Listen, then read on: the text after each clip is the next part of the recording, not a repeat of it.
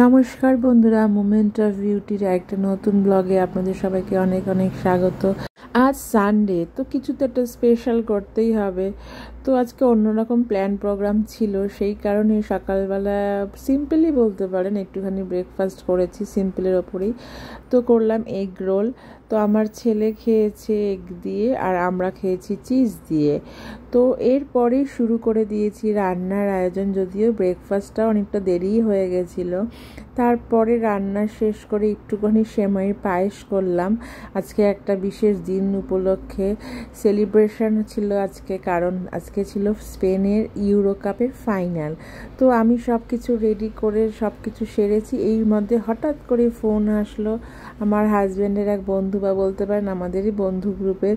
তো সেখান থেকে ফোন আসলো তাদের বাড়িতে গিয়ে খেলা দেখার জন্য। দেন আমরা সবাই আবার তাড়াতাড়ি করে রেডি হয়ে সেখানে চলে গেছি। এবার সেখানে গিয়ে দেখি সেখানে বিশাল বড় বারবিকিউর পার্টির একটা চলছে। তো সবাই মিলে খেলা দেখাও হচ্ছে, আবার এখানে বাইরে বারবিকিউ চলছে। তো খুব ভালো লাগলো, খুব মজাও করেছি। সবাই মিলে একসাথে দেখবেন খেলা দেখার মজাই আলাদা। সেখানে আমরা সবাই ছিলাম স্পেনের সাপোর্টার, আর একজন ছিল মাত্র হচ্ছে ইংল্যান্ডের সাপোর্টার।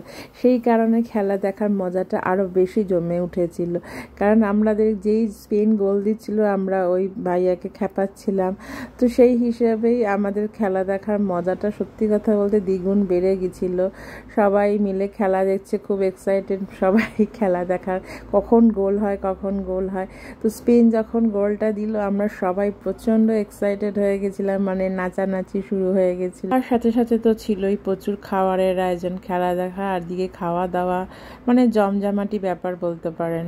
এরপর যখন স্পেন জিতে গেল তখন আমরা নিজেদের মানে কি বলবো এক্সাইটমেন্ট ধরে রাখতে পারছিলাম না। সবাই মিলে মানে কি বলবো খুবই আনন্দ করছিলাম, খুবই এনজয়, মানে অসাধারণ একটা দিন সময় কাটিয়েছি সবাই মিলে। তো ভালো থাকবেন বন্ধুরা।